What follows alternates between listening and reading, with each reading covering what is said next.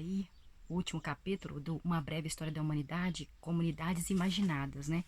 Agora nós vamos ler aqui na página 373, Perpetuum mobile. Perpetuum mobile. As revoluções dos últimos 2 séculos foram tão rápidas e radicais que transformaram a característica mais fundamental da ordem social. Tradicionalmente, a ordem social era firme e rígida. Ordem implicava estabilidade e continuidade.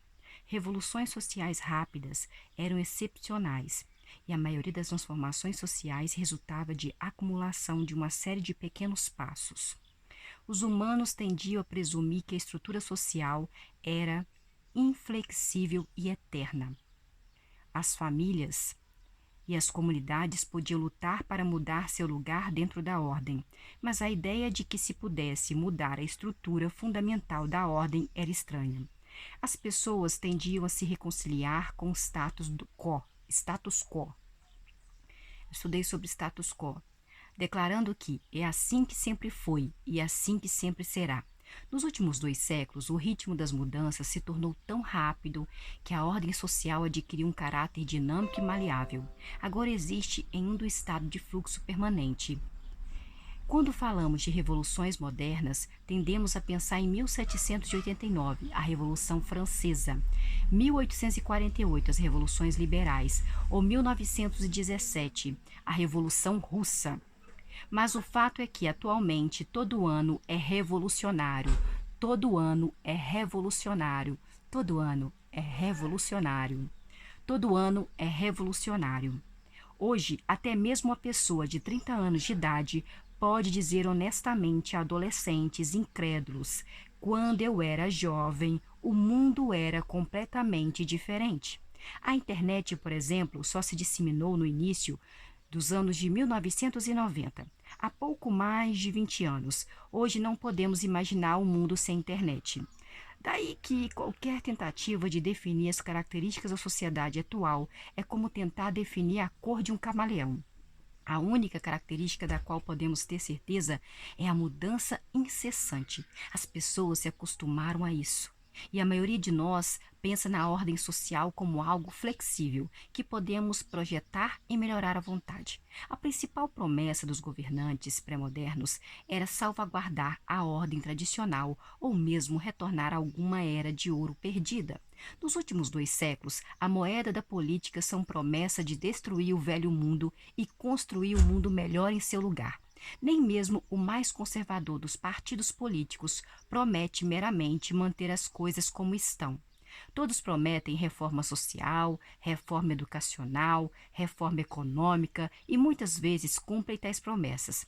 Assim como os geólogos esperam que os movimentos tectônicos resultem em terremotos e erupções vulcânicas, também podemos esperar que movimentos sociais drásticos resultem em explosões de violências sanguinárias. A história política do século XIX e do século XX é muitas vezes contada como uma série de guerras mortíferas, holocaustos e revoluções. Como uma criança usando botas novas e saltando de poça em poça, esse modo de ver as coisas enxerga a história como saltando de um banho de sangue ao banho de sangue seguinte. Da Primeira Guerra Mundial foi até a Segunda Guerra Mundial. Então foi até a Guerra Fria, do genocídio armênio ao genocídio judeu, e então ao genocídio ruandês, de Robespierre e Lenin, então foi a Hitler. Há verdade nisso, mas essa tão conhecida lista de calamidades é um pouco enganosa. Prestamos demasiada atenção às poças e nos esquecemos da terra seca que nos separa. Que as separa. As últimas décadas da era moderna testemunham níveis sem precedentes não só de violência e horror, como também de paz e tranquilidades. Charles Dickens escreveu: sobre a Revolução Francesa que foi o melhor dos tempos e foi o pior dos tempos. Isso possivelmente é válido a respeito não só da Revolução Francesa, mas de toda a era pronunciada pela Revolução Francesa. É especialmente verdadeiro se considerarmos as 7 décadas que se passaram desde o fim da Segunda Guerra Mundial. Durante esse período, a humanidade, pela primeira vez, se viu diante da possibilidade de autoaniquilação completa e vivenciou um grande número de guerras e genocídios. Mas essas décadas também foram a era mais pacífica da história humana. E por uma boa margem, isso é surpreendente, porque essas mesmas décadas presenciaram mais mudanças econômicas, mudanças sociais, mudanças políticas do que qualquer era anterior.